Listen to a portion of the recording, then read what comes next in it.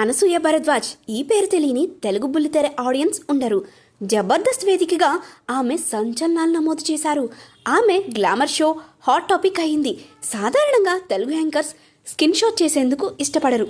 ఒకవేళ అందుకు సిద్ధమైన ఛానల్స్ ఎంకరేజ్ చేయవు. అనసూయకు ముందున్న సీనియర్ యాంకర్స్ సుమ, ఝాన్సీ, ఉదయ్ భానుతో పాటు మరికొందరు యాంకర్స్ పద్ధతిగా కనిపించారు.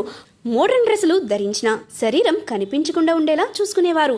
ఈ సాంప్రదాయాన్ని అనసూయ బ్రేక్ చేసింది. జబర్దస్త్ షో యాంకర్గా ఆమె ట్రెండ్ సెట్ చేసింది. అనసూయ అందాల కోసమే షో చూసే సౌందర్య ప్రియులు కూడా ఉండేవారు. 2013లో మొదలైన ఈ షో గ్రాండ్ సక్సెస్ అయింది.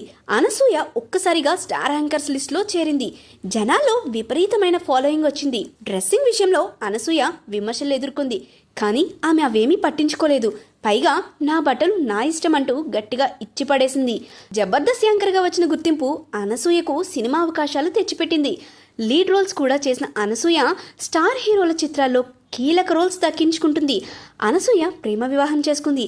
ఆమె భర్త బీహార్కు చెందిన ఒక వ్యక్తి. పేరు సుశాంక్ భరద్వాజ్.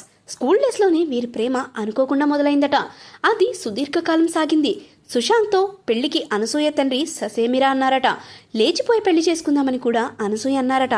సుశాంక్ మాత్రం పెద్దల అనుమతితోనే వివాహం జరగాలి, వేచి చూద్దామన్నారట. సుశాంక్తో పెళ్లి జరగాలని అనసూయ మొక్కులు కూడా మొక్కిందట. తనకు ఎంతో ఇష్టమైన చాక్లెట్స్, ఆలు 7 ఏళ్ల పాటు తినలేదట. చివరికి తండ్రి మనసు మారిందట. సుశాంక్తో అనసూయకు వివాహం జరిగింది. వారు 3 సిస్టర్స్ అట. అందుకే అబ్బాయి పుడితే బాగుండని అనసూయ కోరుకుందట. మొదటి సంతానం అబ్బాయి పుట్టాడట. రెండోసారి మాత్రం అమ్మాయి పుట్టాలని కోరుకుందట. కానీ మళ్ళీ అబ్బాయి పుట్టడంతో ఒకంత నిరాశ చెందిదట. ఇప్పటికీ ఒక అమ్మాయి ఉంటే బాగుండు అనిపిస్తుంది. 40 ఏళ్ల వయసులో కూడా ఆడపిల్ల కోసం తల్లిని అయ్యేందుకు సిద్ధంగా ఉన్నాను అని ఆమె అన్నారు. ఆమె చేసిన ఈ వ్యాఖ్యలు సోషల్ మీడియాలో వైరల్గా మారాయి.